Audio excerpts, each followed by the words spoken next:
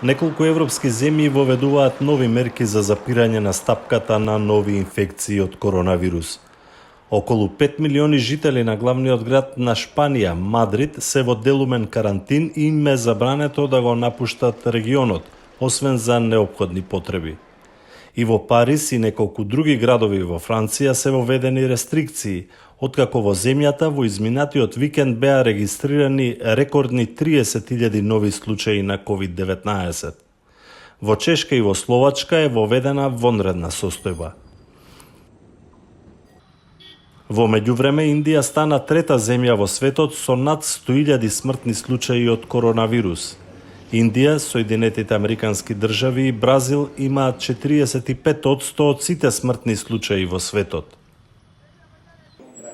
Една студија од Аргентина покажа разочарувачки резултати од третманот со крвна плазма од излекувани пациенти. Донираната плазма со антитела им била давана на околу 300 болни од коронавирус, но по неколку месечни анализи се покажало дека ваквиот третман нема значителни бенефити.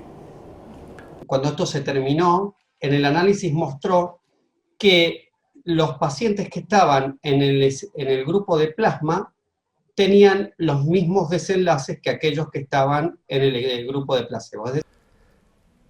Експериментален лек со антитела предизвика големо внимание откако со него бил третиран американскиот председател Доналд Трамп.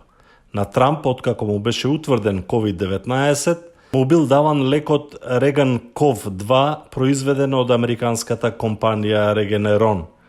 Овој лек се уште не е одобрен за поширока употреба и е во експериментална фаза.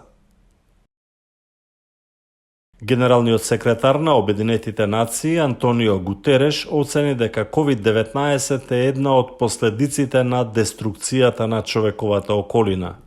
One consequence of our imbalance with nature is the emergence of deadly diseases such as HIV/AIDS, Ebola, and now COVID-19, against which we have little or no defense.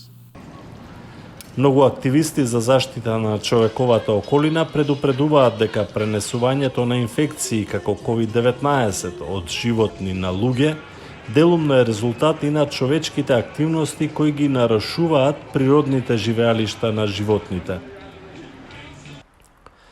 Шефицата на Европската комисија Урсула фон дер Лејен изјави дека Унијата е во разговори со повеќе компании за обезбедување потенцијална вакцина против коронавирус.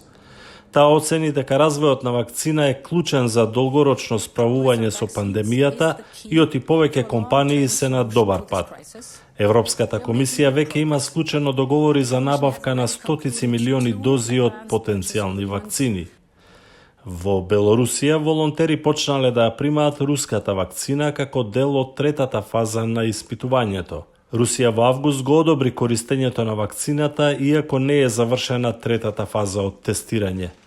Руската е една од 9 потенцијални вакцини во светот кои се во трета и последна фаза од тестирање.